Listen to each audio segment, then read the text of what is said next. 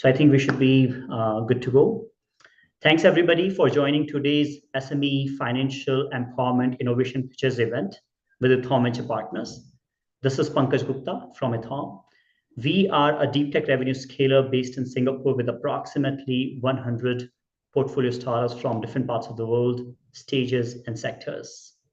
SMEs are one of the strongest pillars of world economies.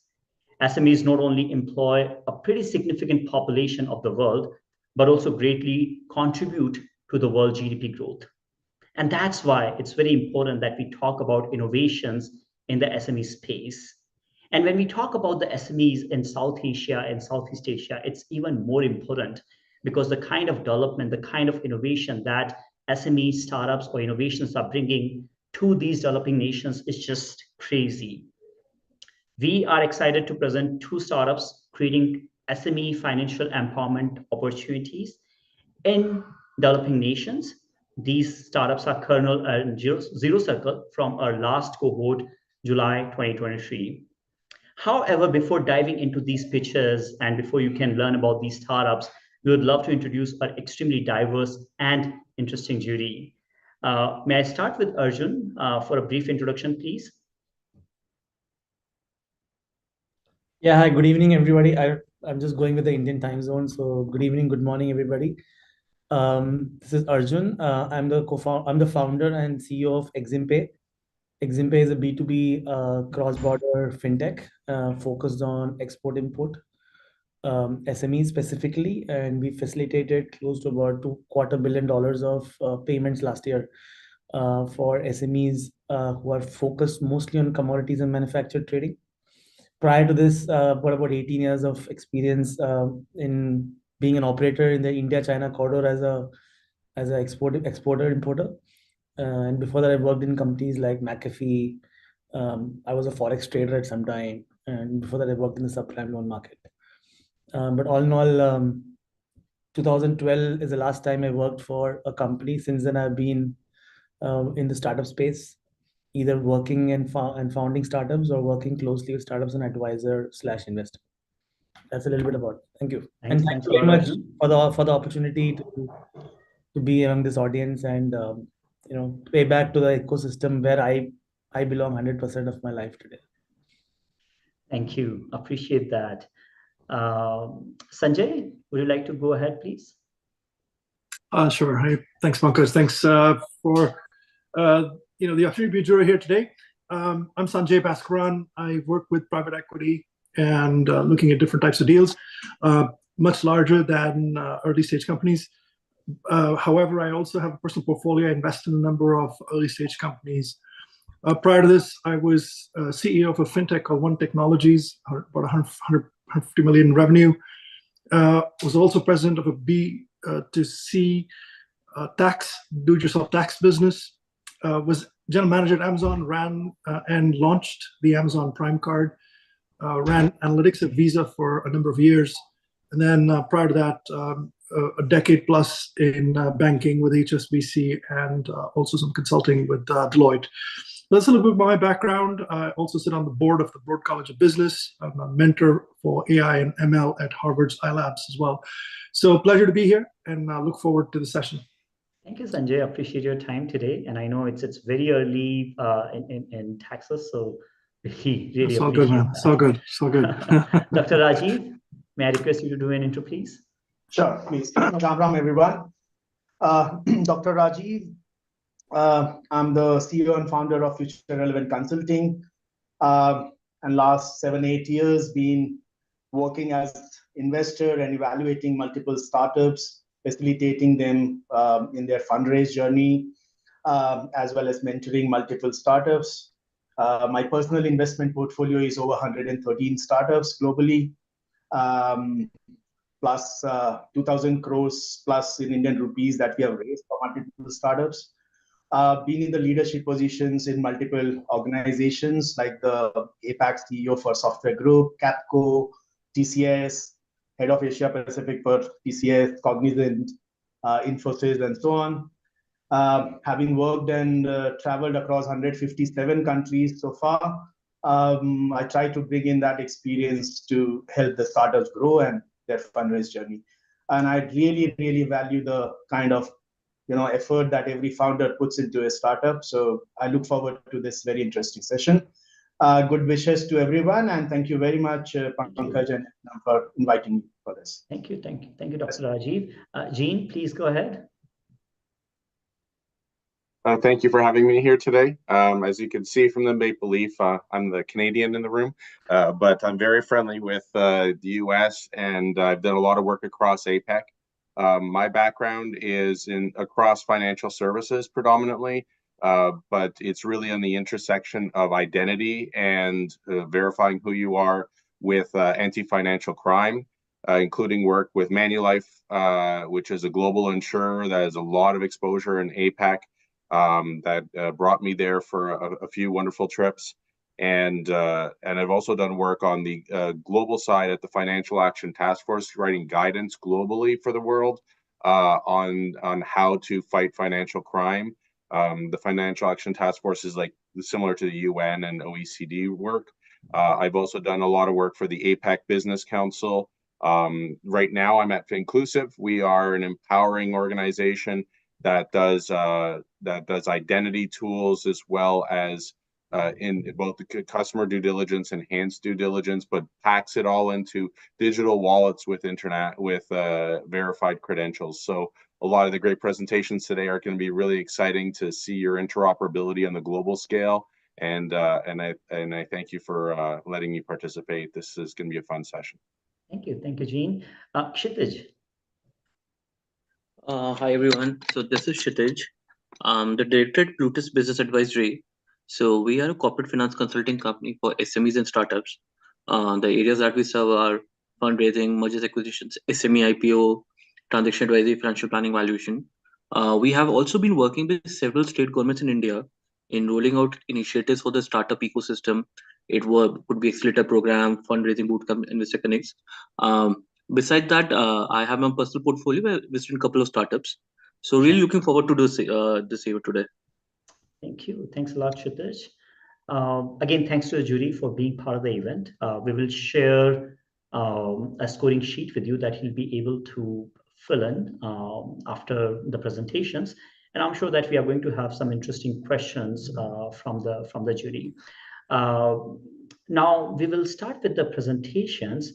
Our first presentation is from Kernel.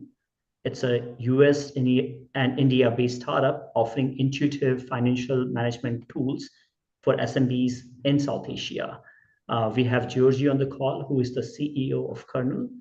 And Georgie, please start sharing your screen. You have 5 minutes to present. Awesome. We see your screen. Please go ahead. You should be able to see. Yep. All good, right? Yep. Please go ahead. Cool. Hi. India is destined to become the third superpower in less than 5 years. But in order to achieve its destiny, it needs to solve one of the biggest problems: access for finance for micro businesses. Currently, almost 86% of micro businesses never had a loan in their lifetime from a financial institution. And the problem is relatively simple. It is lack of data. It is hard to reach micro businesses in rural India, and there is not enough data on historically all cash, no financial history businesses to make a smart decision whom to lend this money to. But things are changing in India. India is one of the youngest population in the world. It has a lot of internet users, a lot of digital payments. It is digitizing at an exponential state. But most importantly, Prime Minister Modi decided to enact GST in 2017. And the way it is implemented, it gets stricter and stricter every year and affects broader and broader user base. And in the next 2 years, it's going to affect directly or indirectly all micro businesses in India, and everybody has to digitize or go bust. For that, we created a really simple compliance solution that helps micro businesses with low financial literacy, mobile first, if not mobile only, to comply with this invoicing regulation that is coming for them. And we did not stop there. With our tool, the micro businesses can digitize fully. And with that, allows us to generate the most comprehensive data, financial data on the micro businesses, which we are monetizing in two ways. Step number one, which we embark now, is connecting micro businesses with financial institutions and making a commission fee on a successful loan. But most importantly, step number two, once we have enough data on enough customers, we want to generate scoring on alternative data. So essentially, what we're trying to build is that we're building a front end of future financial institutions. So I'll explain what that means in a minute. We've already partnered with 3 loan marketplaces and starting giving out loans, or help solicit loans via our platform. And our go-to-market strategy is relatively simple. We have direct to customer, where we digitally generate leads and then convert them as our active users. And we've almost perfected that strategy. We have 20% of our new users comes with word of mouth. But now we're shifting our strategy towards strategic partnerships. Already we have few partners on board and few in the pipeline. And the value that we bring to strategic partners is we increase user engagement and retention, and we are able to acquire customers for them at a very low cost. As the balance of power shifts from financial institutions to micro businesses when it comes to loan generation, as micro businesses generate financial history, financial institutions cannot rely on providing capital only. As the competition is heating up and the market is maturing, financial institutions need to provide more value than just capital. It usually means some kind of digital tools so that their brand is not left behind and they have an easier time retaining and acquiring new users. And the good part is that we're not India only solution. We already have users from more than 140 countries, so not yet competing with the jury over there, but working on that. And especially partners who are thinking to expand outside India, where they have few customers, we are one of the best solutions for them. And the team is perfectly suited to capture this moment. I have been working in the banking for 10 plus years in the tech side of things. I've digitized all of the loans, all of the retail loans in the biggest bank in Georgia, which is listed in the London Stock Exchange as a premium thing. And our team combined has expertise in compliance, in digitization, in helping micro businesses financially, and most importantly, we know how to operate on India scale. So if you're looking for any kind of partnership, if you're looking for empowering SMEs in any way, in India or outside, please talk to us. Thank you. Thanks a lot, Georgie. Questions for Georgie or Kernel team? Yeah, Sanjay here, so I can go first. So can you, thank you for the presentation, by the way. Question for you, Georgie and team. What is the connection here between the lending and the GST? Are they just two independent events that you cater for? Or is there in some form a lending activity related to the GST? Or help me understand that. Yeah, great question. So let me, again, this is live streamed, yada, yada, yada. So I'll give the audience a bit more context of the GST, what the regulation is coming in. So sure. The new regulation that is hitting the market is invoicing. So anytime the micro businesses, again, there were certain range, yada, yada, yada, they sell something, they have to go to the government GST Govin, and they have to provide invoice. They have to specify who they're selling to, how much they're selling, what is the GST, etc., etc. So no longer it is only once a month or once a quarter tax filing thing.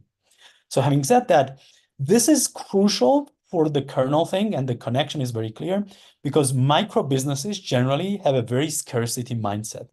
They're not thinking long term, what do I do for like increasing my chances of getting funding? They're looking at like, how do I get through my day? So digitizing them, if there is zero incentive, is close to impossible.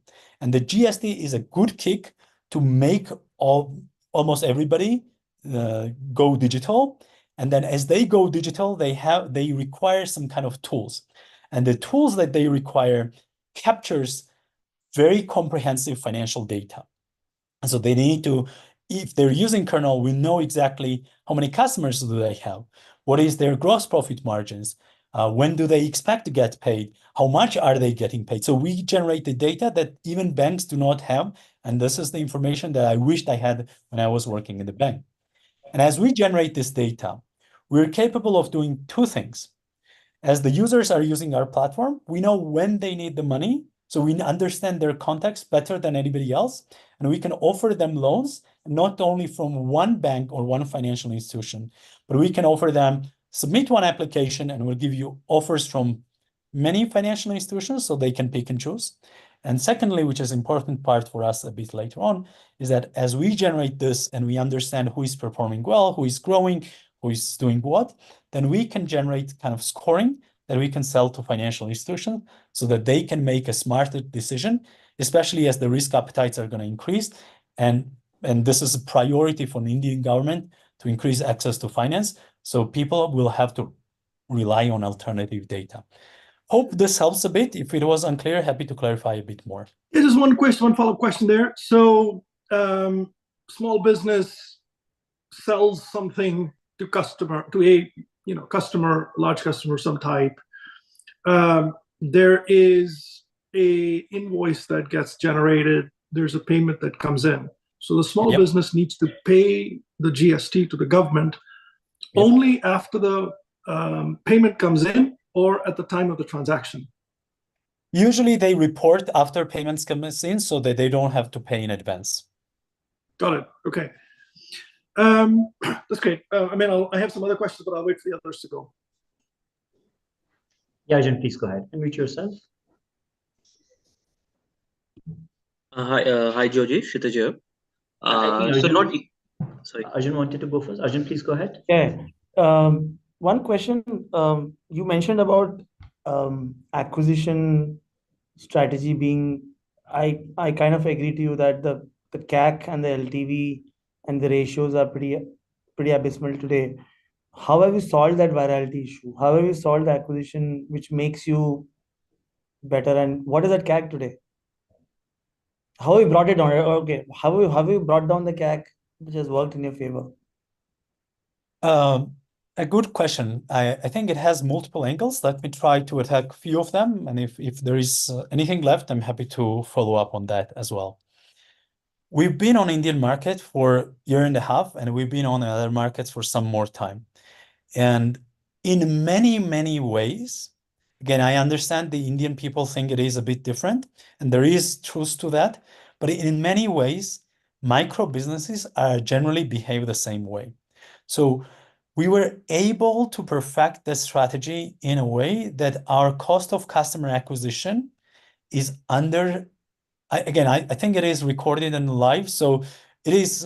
Maybe we can do the follow up on a breakout sessions and stuff. But it is way below market, what the market averages are, way below that, and that abysmally small cost of customer acquisition, if we do digitally in ourselves, makes it possible to have LTV to CAC profitable, which we've been embarked on. And again, it is a year and a half development there. But there is a way where we can bring abysmally small cost of customer acquisition to negative cost of customer acquisition. On the few deals that we're working on, if they go through, obviously, then it is not a deal until the money hits the bank. It's never a done deal for startups. If those go through, then we'll have negative cost of customer acquisition where people will be paying us money so that they can offer Kernel to their users. So that makes LTV to CAC even more interesting. Just a follow-up question, and who are you competing against today? That's a good question. I actually, let me try to share the screen one more time. Oh, I'm able to do that. So I kind of was anticipating that question. And if you look at this, it is a very, I think of it as a pyramid of hierarchy of the users, right? So generally speaking, you have the the lowest bottom of the pyramid, where Khata books and OK credits are the biggest dominating that market. So people under 25 lakhs in a way. Again, I'm not saying they're exclusively on that. There is some correlations the same as us. So we have people who are very small, people who are very big, but generally speaking, so you have people who are looking after the bottom of the pyramid and people who are looking at the top of the pyramid. And we have an ICP that is very, in a way, underlooked and only catered by very few players. So our ICP is like 50 lakh to 5 crore people as of now. Then in the future, we're looking to expand it a bit more. But importantly, this ICP needs to have accountant outsourced. They cannot have, I mean, not that they cannot have, but our ICP usually does not have accountant internally, because if they have accountant internally, accountant is using Tally, and then there is not really a requirement for us. So our competitors in that way, if we look at that lens, is MyBillBook and ViaPar. And the biggest difference that we have that differentiates us against them is that the strategy and the vision where we're going. So we're not thinking to be a billing and accounting software only. And we're thinking of ourselves as, again, I'm not going to go too much into that, but the biggest thing that differentiates us now is that they're monetizing their product by SaaS. And for example, ViaPar has been on the market for many years now, more than 5 years, 6 or 7, if I'm not mistaken. And if I was able to triangulate it correctly, they only have few lakhs of paid customers. Has that partnership with IndiaMart actually worked in their favor? If I'm not wrong, IndiaMart is a strategic investor in them as well. I know. Again, I do not yet sit on their board, and I've not been a part of their team as of now. I'm working on that. But as per our understanding and as per rumors and the triangulating stuff, not so much. And the strategy of monetization strategy that we have embarked on early on allows us to do stuff meaningfully differently, which has been already visible.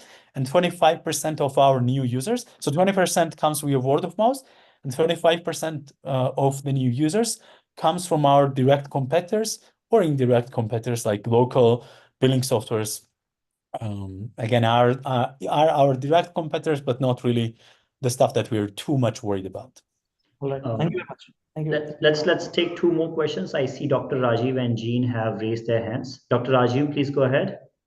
Yes. So a follow-up question on the same thing. First thing is, I'm pointing out a lot of competition I don't see in your slide. Just to name a few where I'm involved as well, like FreshBooks, Zapier, Invoice2Go, Invoicely, Zero, Wave, QuickBooks, and so on. Now, what is your competitive strategy? What is the USP or moat that you have against the competition? Yeah, interesting. Again, the vision is totally different for QuickBooks and the other people. And QuickBooks were the ones who left the Indian market. Zero has not even entered. They were consulting to enter the market. They tried Filipino market, etc., etc. So let's categorize competition in 2 ways, right? The local competition, which I kind of addressed now, and the international competition, which I've not yet addressed. I'll try to focus on that. The biggest differentiator that we have against the international competitors is that, and we actually, WaveUps was one of the inspirations for us starting on this journey. But again, outside of vision, what is in the future kind of thing, which you may believe, may not believe us, there is something that we have already specific in place that differentiates us against them. From the get-go, we thought that the products needs to be very very culture and local specific. It needs to be localized and customized for the markets that we are entering. And we chose big enough markets that it makes sense for us to localize that. So we have a country engine where 80% of stuff is the same, and the rest 20% we localize to the country that we're entering. For example, in India, we have lakhs and crores. We have Hindi and English. In Philippines, we have Tagalog, and so we have integration in India. We have with GST going there. And with Tally for accounting software. In the Philippines, it is completely different. So in essence, we're not a foreign entity that does not really understand. It gives you a one solution fit all kind of thing, but we're localizing per country by country and entering that way. So localization is your biggest USP. Doesn't, anyways. From a mentor or advisory perspective, and who from your India team is in this call? Ravi or someone? Ravi is here and Ujala is also here. Okay, okay.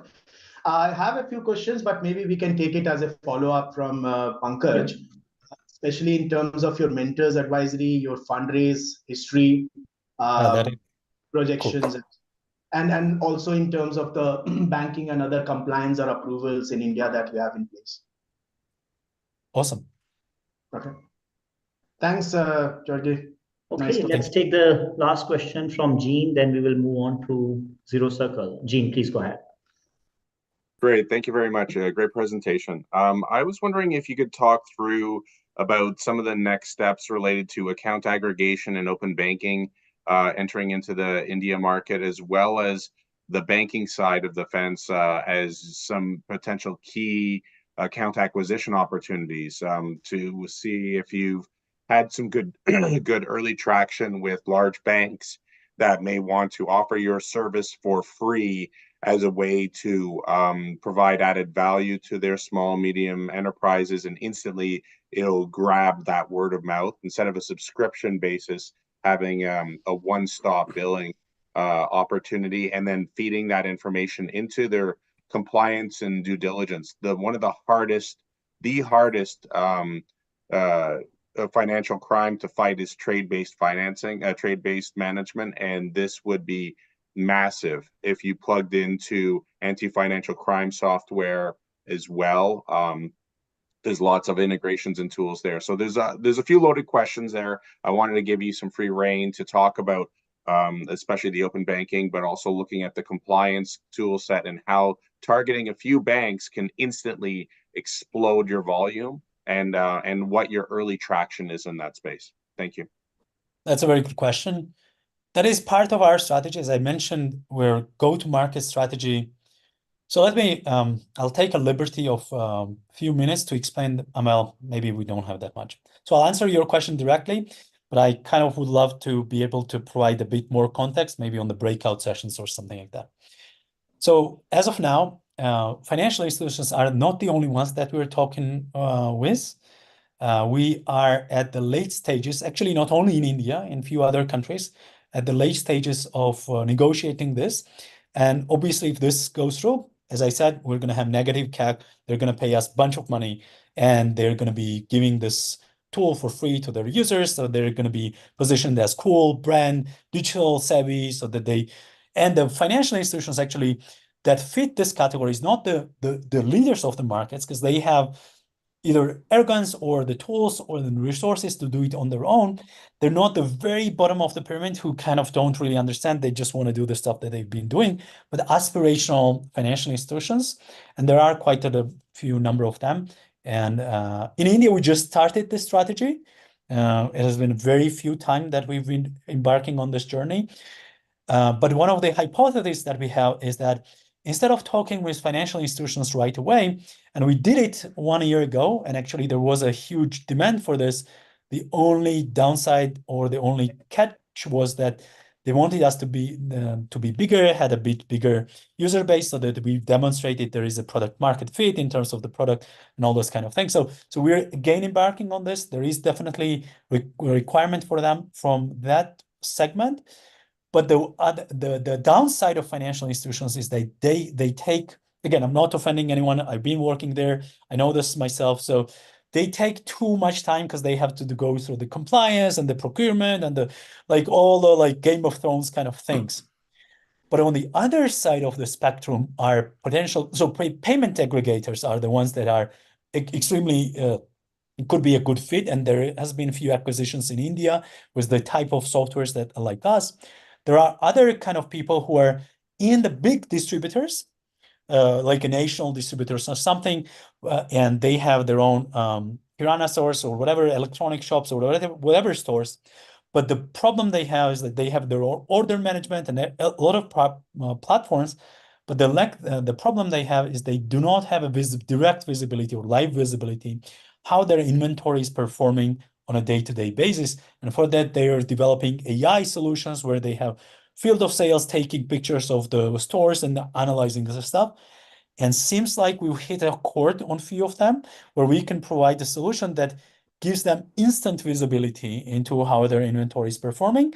And while doing this, providing a bonus in terms of most of them are providing some kind of credit services, not necessarily loan, but credit services. So they have better visibility who they can give credit to and who not. So it is a bit of a spectrum. We've just embarked on this strategy.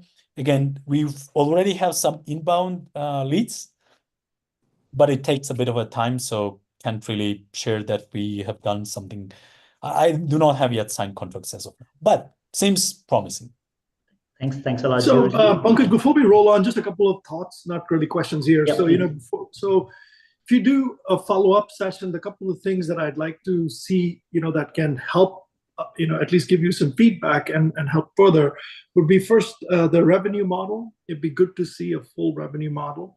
It'd be good to see the unit economics. Another question came from Arjun already, but just the entire unit economics breakdown of both CAC and LTV.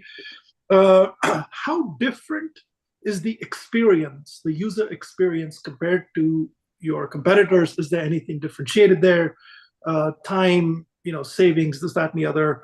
And then, just a little bit about the revenue growth and the user growth so far. And this, the overall financial. So those would be, some things that would be helpful because it's hard to kind of, give you feedback. There's more sort of exploratory questions here. Right. So if you can do some of that, that'd be great. And we can do a much smaller session like Dr. Rajiv mentioned. Yeah. I think just want to add one more point. I think we at Eximpe we work with 50 plus banks, and I agree with Georgi that it's a pain. It's not easy. But that said, India has, I think, 81 banks, 81, 82 banks, and maybe a few thousand cooperative banks.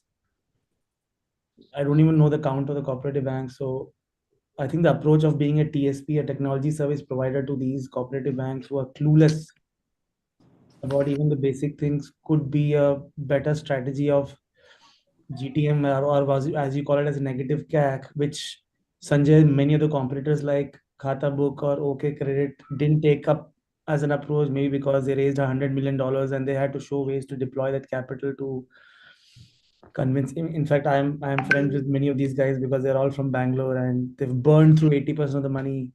They're sitting at valuations which they can't justify. I think the biggest USP for Georgi and his team is, and he might get offended, but it is the value versus the valuation that these guys sit on today that they should leverage in the next few years.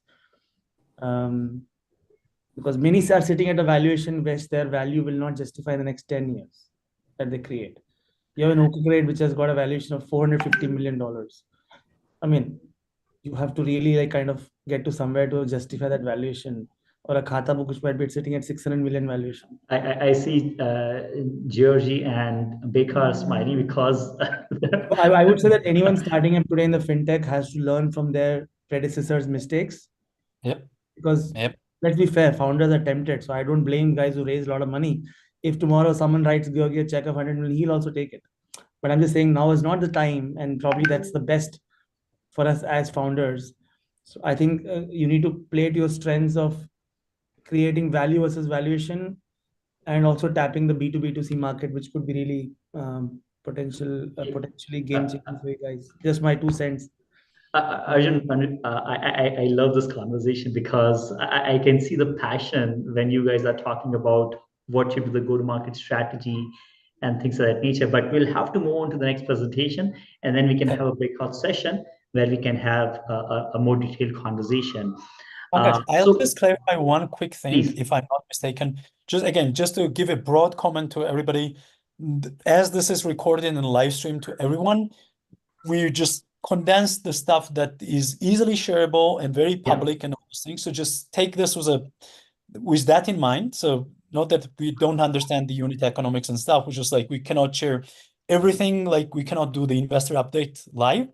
But if I'm not mistaken, Pankaj, we're gonna have some more time, like half an hour or so, as a breakout rooms, which is not going to be recorded, where we can go into more details right away. Is that correct? That's right. So we will have the breakout session right after Zero Circle pitch and Q&A. And then you will also have an opportunity to have one-on-one sessions with Sanjay or Dr. Rajiv, Arjun, and others. Okay, so Hemant, are you ready with your pitch? Just so you know, Zero Circle is a US-based startup creating green financing opportunities for small businesses in the developing nations and US as well. Hemant, okay, I see a screen now. Please go ahead. Okay, awesome. Pleasure to meet you all.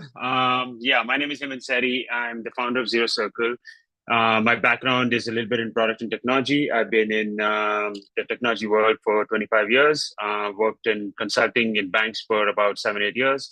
And the last 9 years, I was at Dun & Bradstreet, where I ran the risk and compliance organization as the chief product officer for that group. We had about a $200 million business and 2,000 customers globally. And a lot of the inspiration for Zero Circle came out of some of the work that I was doing there. So what we've launched is a green finance marketplace to empower small and mid-sized businesses to get access to green capital for the net zero transformation that many of these companies will have to go through. The problem today is that there's $60 trillion of assets sitting in various forms of pension funds, community loans, banking institutions that over the next 20 years have to be transformed into some version of sustainable linked assets. And on the flip side, there's about 80 million businesses that are looking for capital raising for various growth opportunities that also have to put sustainability into their mindset, and they're significantly underfunded in the global ecosystem. Today, I can go to a large bank and get a $100 million loan from JP Morgan or Bank of America and do net zero transformation. And on the other side, you can actually get a lot of microfinancing opportunities for developing nations and farmers and developers that want to do these kind of small scale projects. But there's a huge gap in the middle, which is, a typical business, $100 million, whether that's a logistics company or a real estate company that is trying to meet some of these net zero commitments and don't have the right vehicles and right access to the right investment access to be able to do these transformations in the right way. And while those exist, they are fairly complex, they're fairly expensive, and they're not even very standardized, right? So Zero Circle, what we've done is we've essentially built an AI-powered marketplace to start connecting these dots together and simplify this process for both the banks and the organization. The way we do it is by doing three things. We help organizations qualify for financing for these green opportunities and green lending programs. We align and essentially matchmake the right financial institution with the right organization based on the program, jurisdiction, risk criteria, financial criteria, based on the loan theses that the banks are looking to kind of fund and invest into. And then once the loan has been issued, we essentially will monitor progress of the organization for the net zero objectives that they will have to meet over the next 5-10 years. Our long-term objective is to be part of the bank's underwriting process, where we essentially want to be, the green check as part of every underwriting criteria you do. Today, banks do your credit check, KYC check, finance check. We eventually want to be the green check for the bank, right? But in the short term, we're basically enabling and bringing up the ecosystem before we become the gold standard for these banking institutions.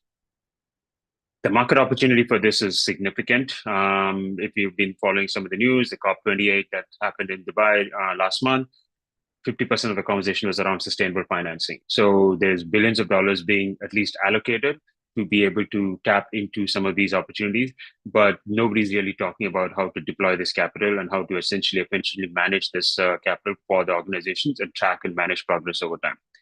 The sustainable finance market is projected to grow to about $22 trillion in the next 10 years. And our objective is to tap into about 5% of this market, which means we want to be able to get about $1 trillion of cash flow or $1 trillion of assets, essentially being qualified through our program and through our process. The competitive landscape is kind of diverse today. We are definitely the kind of first movers in the approach we're taking, but there are, I would say, three kinds of categories of competitors in this space.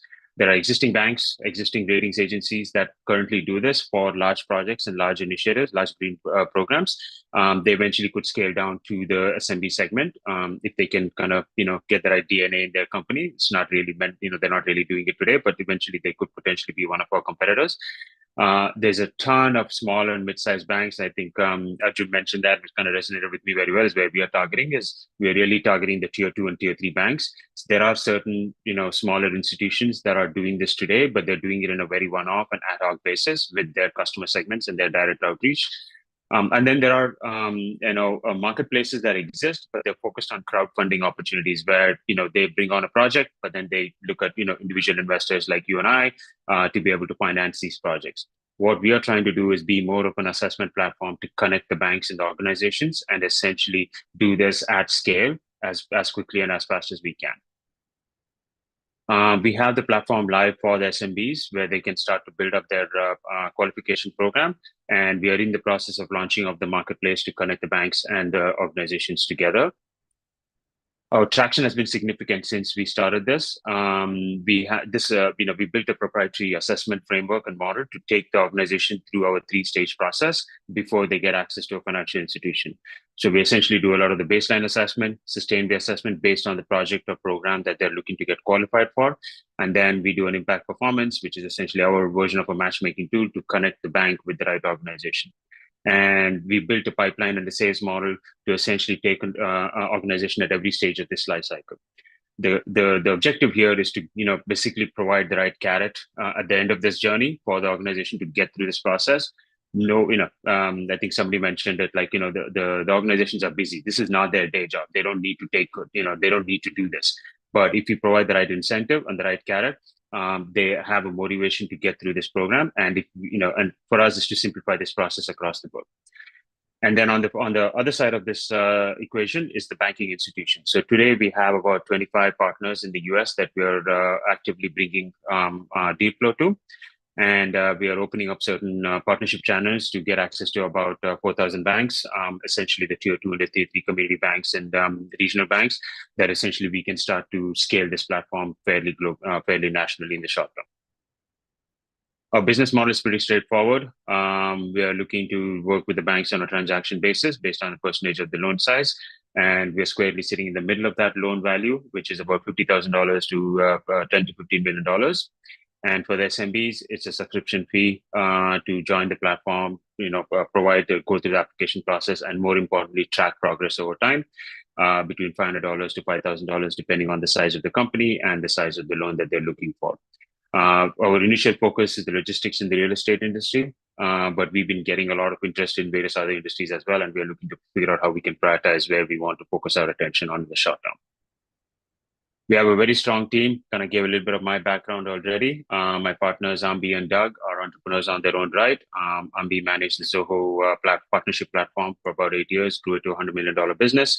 And he's currently the founder of a marketing automation platform called GoZen.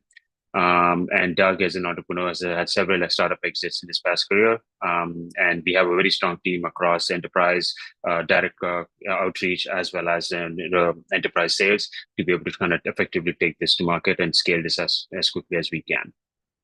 Thank you for your time, and happy to answer any questions and provide more details. Thank you, Hemant. Let's see who has questions. Please raise your hand. Yeah, this is Sanjay. I can go first. Thank you, Hemant. That was very impressive.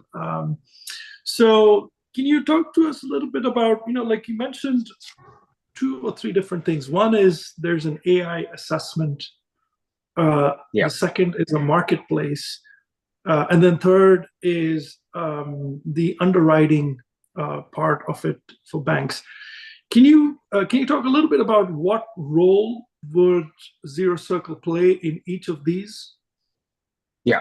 So underwriting is not what we're looking at today. That's our vision. That's our North Star. So I don't really want to bring that in the conversation right now, because that's eventually where we want to get to, right? So we're not doing anything around underwriting right now, but we have our vision to get there. But what we're doing with the AI piece is essentially streamlining the process of the organization to identify, track, report their sustainability metrics and goals. That's the hard part today. Is doing that is extremely manual today. So we are trying to simplify that with using some of the AI automation that we have built.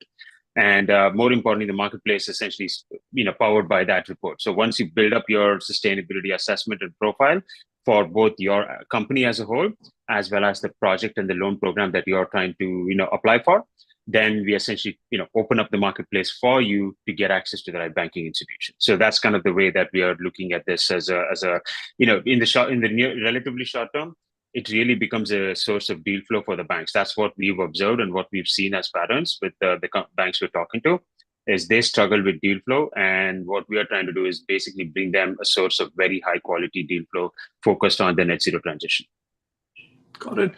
And the data that you get from these SMBs that aspire to get a green loan, is that structured data that you get in forms or APIs from these organizations? Is it one time? Is it ongoing? Or is there a commitment to ongoing give it beyond just the loan period? If you can talk a little bit about and then how much unstructured data do you use towards the AI that you use for Correct. So it is fairly unstructured. Today, a lot of this is pretty much manual. There is no structured methodology. There are some, I guess, industry regulations and guidelines that are starting to take place to put some structure to this. It is going to take some time. So I don't expect that to happen in the next few years, right? So that's the reason why using AI and using this methodology is actually going to be important for us. So the way we've structured, I showed you that 3-stage process. Stage 1 and stage 3 are fairly standardized from our perspective. The center stage, the stage 2, which is the project or program that you're trying to apply for, is really the unstructured part. So we are trying to get to a point where 80% of this process is standardized for every single company. And then there's unique components on the remaining 20% that we want to be able to configure or customize per loan type program that you want to essentially, bring onto the platform. Right now, we're looking at 3 types of programs that we have essentially set up. And as the industry regulations change and there's more global or national footprint in terms of how to qualify these, we'll bring them on. But in the meantime, we're really looking at very unique programs that are directed towards net zero transformation and codifying that, simplifying that, making it more accessible to many of these businesses, and so that they can get this process very quickly. And the second question about repeatability, there's 2 pieces to it.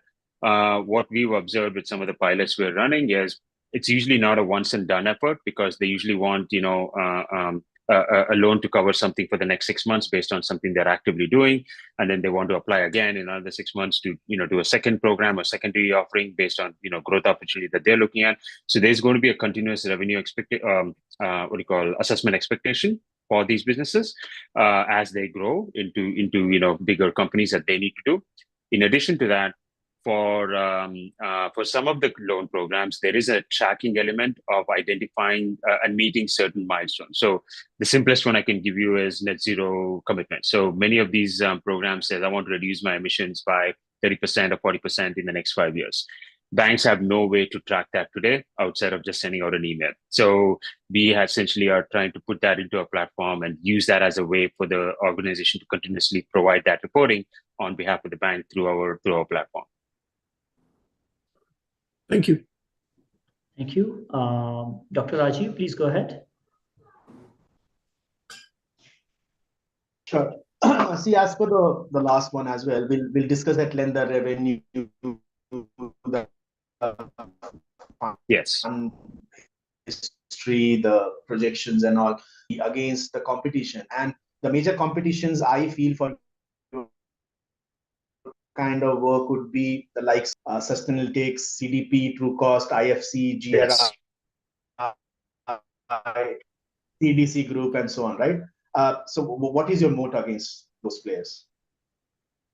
So some of them are reporting standards and not necessarily access to capital and financial providers. So we actually leverage those reporting standards as part of the assessment. So GRI, CDP, ISSB, they're all frameworks that we essentially will have to use for sustainability reporting. And now Sustainalytics and companies like that are ratings companies. And so they are not necessarily, again, access to capital. Now, the banks are going to use Sustainalytics to potentially use their ratings to deploy loans. Now, that is a competitor. I agree with you. But today, that is happening with, like $100 million, $50 million loans. They're not targeting the SMBs. So for us, our mode is that, we are, potentially the first to market on the SME segment. We built, scale and automation day one from our expertise and our kind of capabilities. Most of our competitors are doing it in a very consultative style approach. And we have pretty strong distribution and go-to-market model. We have some very strong relationships with some large companies that we eventually can become either their white label or co-sell relationships with them, right? So we are trying to build that kind of relationship structure as well, so that way, we can essentially scale very rapidly, because our focus is scale. That's our biggest driver here, because today this market doesn't scale. So everything we are trying to do here and trying to grow it is how quickly can we scale to thousands of companies. I want to get, hundreds of thousands of companies going through our process. That's not an easy feat. So that's my objective. And so trying to do that, we have to think about scale from day one. So that's kind of how we think about it. But on the flip side, the market is extremely large. There's a reason why there's 100 accounting platforms, 100 financial services companies. The market is large. We need to only capture 1 to 5% of the market to really build a very strong business here for us. Thank you, Hemant. Gene, please go ahead. Great, thank you. Great presentation. I was just wondering, with regards to, it's a bit of a two-sided question. One is the public sector programs that often come about, and there's big piles of money with regards to that, and then tying that into the real market interaction. I'm just wondering, A, what your traction is in that space, and then B, on things along the lines of the different wealth management funds that are out there, and some of those different requirements that are coming in, whether if that's a place that you're tiptoeing in, or do you feel that that's a different segment altogether that you're kind of staying clear of? Thank you. Yeah. No, that's a good question. So wealth management is a different segment we're staying from us right now. Most of the wealth managers are focused on the public equity markets, which is not where we are playing in. We're playing in the credit markets and the private equity markets. So ideally, where we would want to go with is in the private equity space, in the long term, right, for us, where private equity investors would want to use our assessment as part of net zero investments into what they're making for their portfolios, as an example, right? What are the first question? I forget. It was different government programs in order to provide feedback and incentives to the wider SME. Yeah. So that is a very strong channel opportunity for us, because so one of the accelerators we are in right now is a program called SIPSTART, which is essentially a GovTech focused accelerator, where they are going to be bringing us to various government institutions and government agencies. And our pitch and the reason why we got in there was to essentially help these government agencies deploy capital to their local municipalities. So instead of working with the banks on the other side of this marketplace, we're going to be working with the government agencies. Now, it's a slow, long process with government agencies, so I don't expect them to move anytime quickly, but it is a channel opportunity for us. We are in the process of piloting one program in New York City right now. There's a thing called Local Law 97, which is a program by New York State to essentially force property owners to reduce emissions by 40% by 2030, right? And we are essentially piloting that program right now. With that program, similarly, there's another program called C-PACE lending, commercial-based lending, which is sponsored by the Department of Energy. And we are actively talking to some of the PACE administrators to be able to see potentially we can leverage our platform and capability to deploy it as part of the PACE ecosystem, right? So that is a way we can do it. And there's like you said, there's 200 plus programs across various governments that we can eventually build it out. And so this is where the uniqueness comes in, right? While 80% of the platform is fairly standardized from a life cycle user experience, the 20% that's unique is going to be these programs that we will have to essentially build up and set up for different customer segments. Thank you, Hemant. Arjun, please go ahead. Yeah. Hi. I'm sorry I might have missed this out, but which is your first market, go-to-market? Is it US, Europe, or are you doing any initiatives? It's US right now. We are in the US right now. We're doing about $17 million in loans qualifications between 3 companies right now we're working with. Are these loans that are disbursed, or they are in the process of disbursing? They're in the process. I'm just curious. Why didn't you choose Europe as a market first? Because my friend just got 25 bips knocked off his loan in Amsterdam because he is falling into Exactly. One of the most It's developed markets when it comes to ESG is Netherlands or Belgium or Denmark or smaller countries which are more. You're preaching to the choir here. You're preaching to the choir here. It's just that we didn't have strong relationships. That was really the only reason for it. We are actively looking at trying to figure out how we can, go into the European market. We're also looking at Africa, and Ivory Coast is one of the first ones we're looking at there through a relationship we built up over there. We have some relationships in Dubai, Singapore, and India. So we're still exploring those. To your point, Europe is a strong market. We've engaged with the Foreign Direct Investment Committee at Brussels to see if we can kind of open up the channel to them. But the idea is you're completely right. That's a strong market. We have to be there. Your initial GTM is via your personal connect right now. Is that what it is? Basically, yes. And how do you plan to expand beyond that? The first set so that's the thing, right? And Doug, if you're on the call, you can kind of mention some of the things we're doing. We have pretty strong relationship with some enterprises, global enterprises in the US that we essentially can take, to market internationally. We're going through our own conferences and relationships to kind of expand some of the relationships outside of the US as well. But to your point, we see US as a weak market. I totally agree with you on that. But there are pockets of very strong opportunities in the US as well, right? And so I think we can tap into those pockets of opportunities in the short term while building out the go-to-market in Europe. And plus, to be honest, we've been less than 2 years old, right? We are a year and a half old as a company, so we're very, very new as well. So we've been able to do a little bit in whatever time we've had. So we're trying to expand very quickly here. Have you raised capital? Not yet. So this is so far bootstrapped so far. Yeah. Is it by design or you've intended not to? A little bit by design and a little bit by market traction and some of the macroeconomic situations that happened in the time I started a company. The last year hasn't been good to raise money, and I thought, okay, we'll try to bootstrap it as much as we can in the short term. Sure. We can connect post the call. I might have someone who would be keen to look at you for my investment fund. Okay, awesome. Would be great. Thank you. Okay, I think it is time to create breakout sessions now. And let me just try that. So as participants, you'll be able to choose your own breakout rooms. And meanwhile, if you have any questions, please feel free to ask.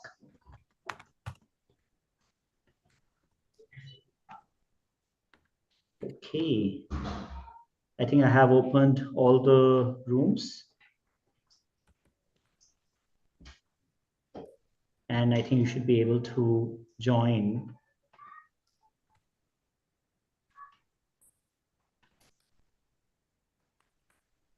Okay, so you can go into those breakout rooms and have one-on-one conversations with the founders.